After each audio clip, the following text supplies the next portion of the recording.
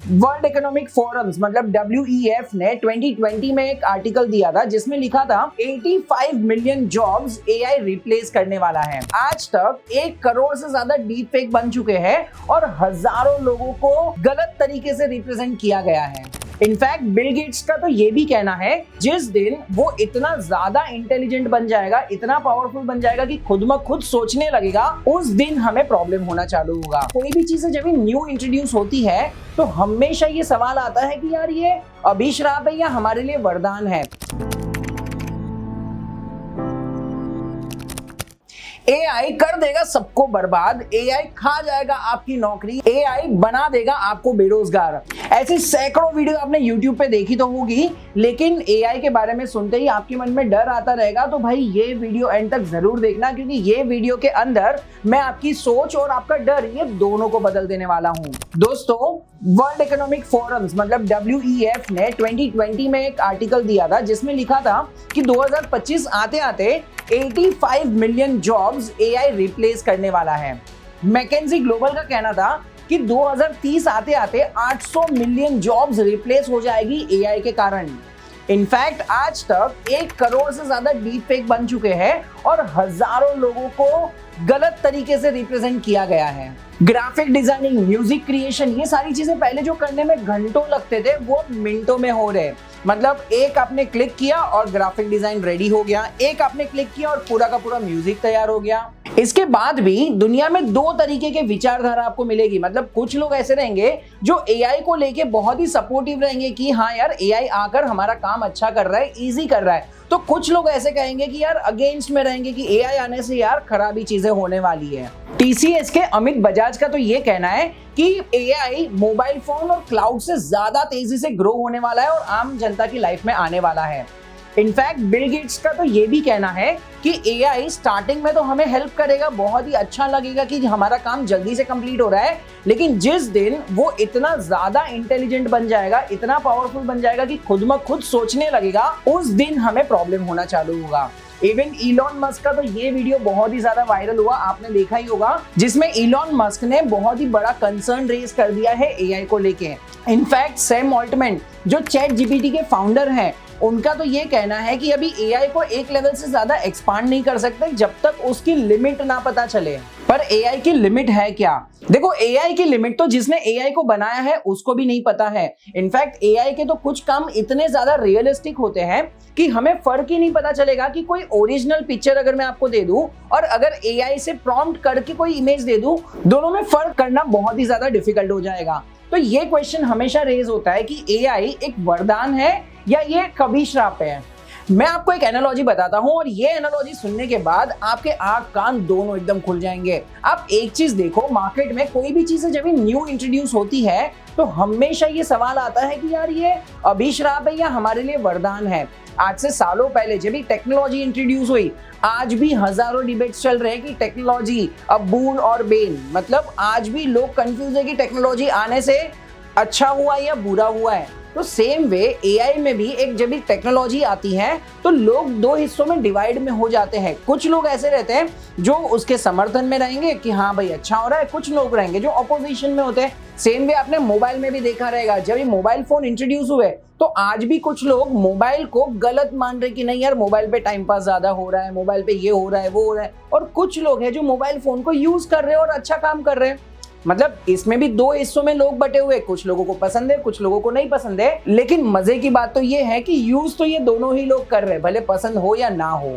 एक बार जब कंप्यूटर भी नए नए इंट्रोड्यूस हुए, 1980s की मैं बात कर रहा हूँ, तो तभी भी ऐसा ही हुआ था। कुछ लोग उसका विरोध करते थे कि नहीं यार कंप्यूटर आने से हमारी नौकरियां चली जाएगी, बेरोजगारी बढ़ जाएगी, लोग घर पे बैठेंगे, जिसको कंप्यूटर नहीं आता है वो क्या करेंगे। और जबकि जो लोगों ने कंप्यूटर सीख लिया, जिनको कंप्यूटर आता था, आज उनके लिए नौकरियां बढ़ गई है। इनफैक्ट कंप्यूटर्स आने से कितने ज्यादा स्पीड से कंपनीज, इंडस्ट्री, सारी चीजें ग्रो होने लगी है। मतलब जो काम पहले बुक पेन पेपर से होता था, फाइल्स बनती थी, फोल्डर्स बनती थी, वही सारी चीजें अभी कंप्यूटर्स में तुरंत होने लगी है। मतलब कंप्यूटर आने से भी किसी की नौकरी गई तो किसी को नौकरी मिली। जिसको पुराना काम आता था, जिसको खुद के ऊपर बहुत ज्यादा ये था कि हाँ यार मैं ये काम कर रहा हूँ और ये काम कभी कंप्यूटर रिप्लेस नहीं कर सकता है, तो कंप्यूटर ने रिप्लेस कर दिया और उन लोगों को जॉब मिल गई जिसको let's say for example Microsoft word आता है लेटर्स लिखने के लिए, जिसको एक्सेल आता है रिपोर्ट्स बनाने के लिए, प्रेजेंटेशन बनाने के लिए, पावर पॉइंट आता है। मतलब उन लोगों की डिमांड मार्केट में बहुत ज्यादा बढ़ गई। बस यही केस तो एआई के साथ है। एआई को अपनाना या ना अपनाना वो तो हमारी खुद की चॉइस है, लेकिन एक बात समझ लो कि अगर आपने एआई को इग्नोर कर दिया तो आपका फ्यूचर में आपकी वैल्यूएशन नील बट्टा सन्नाटा जैसा हो जाएगा। मतलब आपकी वैल्यू डाउन हो जाएगी। जो WEF ने 2020 में स्टेटमेंट दिया था कि 85 मिलियन जॉब्स जाने वाली है, वही WEF ने अभी रिसेंटली एक स्टेटमेंट दिया जिसमें उसने कहा कि 95 मिलियन जॉब्स क्रिएट हुई है जस्ट बिकॉज ऑफ एआई। तो एक बात तो साफ है कि एआई जॉब्स को रिप्लेस नहीं कर रहा, एआई उन लोगों को रिप्लेस कर रहा है जो एआई को यूज करके उसका इस्तेमाल करके आगे बढ़ना नहीं चाहते हैं। मतलब एआई उन लोगों के लिए बहुत ही ज्यादा खतरनाक है जिनको लगता है कि यार मैं सबसे ज्यादा सुपीरियर हूं, मैं जो काम करता हूं ना वो तो कंप्यूटर एआई कभी कर ही नहीं पाएगा। तो मेरे भाई एआई वो सारे काम कर लेगा आने वाले टाइम पे। लोग पहले कहते थे कि एआई क्रिएटिव काम नहीं कर सकता, क्रिएटिविटी वाला, लेकिन आज की तारीख में आप देखो वो जनरेशन एआई के बारे में नहीं सुना क्या? मतलब लोग एआई को भी अभी क्रिएटिव काम के लिए यूज करने लगे हैं। लेकिन हाँ एक बात तो है, ह्यूमन को रिप्लेस करना इतना आसान नहीं होने वाला है और एआई इतना बुरा भी नहीं है जितना उसको दिखाया गया है। पहले हम बात करते हैं हमारी एनालॉजी के बारे में, फिर मैं आपको बताता हूँ कि कौन सी जॉब्स एआई छीनने वाला है, कौन सी जॉब्स एआई इंट्रोड्यूस करने वाला है, एआई किसके लिए अच्छा है, एआई किसके लिए बुरा है, ये सारी चीजों के बारे में बात करेंगे। लेकिन पहले एनालॉजी की तरफ चलते हैं। कंप्यूटर्स जो 1980s में आए और 20s में जो एआई आ रहा है, ये दोनों का इन्वेंशन एक हिसाब से बराबर ही है, सेम है।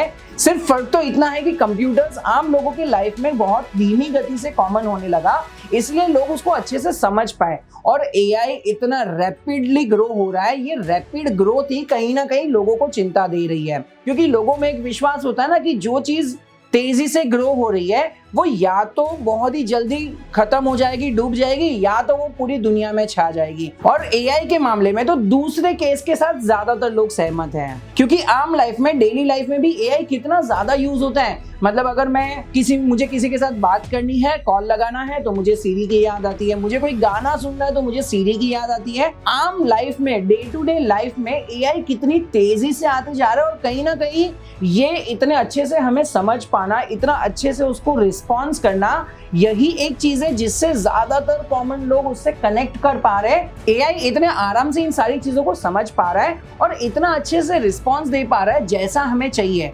और यही बात तो एआई को इतनी खास बना देती है और पॉपुलर बना देती है आम लोगों के डेली लाइफ में।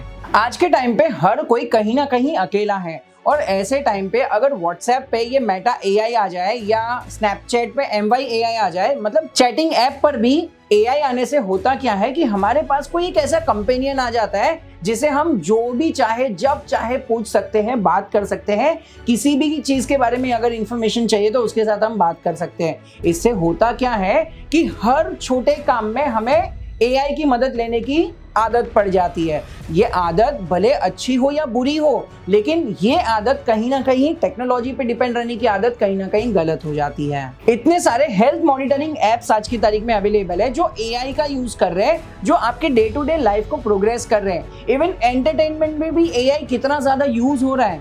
इनफैक्ट आपने Spotify में देखा रहेगा, जो टाइप के गाने आप सुनना पसंद करते हो बस उसी जोनर के गाने आपको सुनाए जाएंगे। जिस चीज के बारे में आप बात करोगे डे टू डे लाइफ में, आपको इंस्टाग्राम पे उसी चीज के बारे में रील्स दिखेंगी, पोस्ट दिखेगी। आप जो टाइप के वीडियोस देखते हो, यूट्यूब आपको वही टाइप के वीडियोस दिखाएगा। क्यों? आपके मीम सेक्शन में वही टाइप के मीम्स आपको दिखते हैं जो आपको देखना पसंद है। इनफैक्ट अगर आप लेट्स से फॉर एग्जांपल कभी लिपस्टिक लेने की बात करो तो आपको लिपस्टिक की ही एड्स दिखने लगेगी, वो भी डिस्काउंट के साथ। मतलब आप एक चीज समझ रहे हो, हर जगह पर एआई है। इनफैक्ट आजकल तो मेकअप के शोरूम्स में भी ट्राई ऑन्स आ गए। मतलब आप प्रोडक्ट चूज करो और आपको वो ऐड करके दिखा देगा। आप बस नाम लो, आपको कौन सी इंडस्ट्री चाहिए, मैं आपको बताता हूं कि वो इंडस्ट्री में भी एआई किस तरीके से यूज होता है। भले वो नेविगेशन हो या नेविगेशन से लेके कम्युनिकेशन, कम्युनिकेशन से लेके फाइनेंशियल मैनेजमेंट, कोई भी सेक्टर हो, हर जगह पर एआई। इनफैक्ट आजकल एआई तो पोर्टफोलियो भी बनाकर देने लगा है। मतलब अभी एआई के पास एक सुपर पावर है जो बड़े से बड़ा डेटा को चुटकियों में एनालाइज कर लेता है। मतलब पूरी दुनिया का डेटा आप उसे दे दो तो वो सिर्फ 5 सेकंड के अंदर पूरा का पूरा डेटा एनालाइज कर देगा। जो काम आप एक्सेल में घंटों लगा देते हैं, वही काम एआई चुटकी बजाते कर देता है। अब इसके बाद भी कुछ लोग तो होंगे जो कहेंगे कि एआई बुरा है। यार एआई के फायदे से ज्यादा नुकसान है। तो भाई मेरे, नुकसान तो हर जगह पर है। मोबाइल फोन में भी है। मोबाइल फोन जहां पर कुछ लोगों के लिए कम्युनिकेशन करने के लिए इतना ज्यादा काम का है, बिजनेस को ग्रो करने के लिए इतना ज्यादा काम का है, बात करने के लिए काम का है, जबकि कुछ लोग ऐसे रहेंगे जो मोबाइल फोन को सिर्फ और सिर्फ एंटरटेनमेंट के लिए यूज करेंगे। तो हर टेक्नोलॉजी किसी के लिए अच्छी होती है, किसी के लिए बुरी होती है। भाई ये सब तो सोसाइटी में रहने ही वाला है। इंपॉर्टेंट ये है कि आप इस टेक्नोलॉजी को अपने लाइफ में कितना जल्दी इंटीग्रेट कर पाते हो। ये तो सोसाइटी है ना, मतलब ऐसे दो टाइप के लोग तो रहेंगे ही। मतलब आप अपनी लाइफ में कितना जल्दी एआई को, टेक्नोलॉजी को इंटीग्रेट करते हो, दैट डिपेंड्स अपॉन यू। मतलब एआई आज की तारीख में कुछ लोग यूज करते हैं इंफॉर्मेटिव वीडियोस बनाने के लिए, तो कुछ लोग एआई का यूज करते हैं डीप फेक बना के कुछ गलत काम करने के लिए। कुछ लोग एआई का यूज करके कोडिंग करके कुछ अच्छे सॉफ्टवेयर बनाते हैं, तो कुछ लोग कोडिंग करके हैकिंग वगैरह भी करते हैं। It is people of society जो डिसाइड करता है कि कोई भी नई टेक्नोलॉजी जो आती है वो दुनिया को बर्बाद कर देगी या आबाद कर देगी।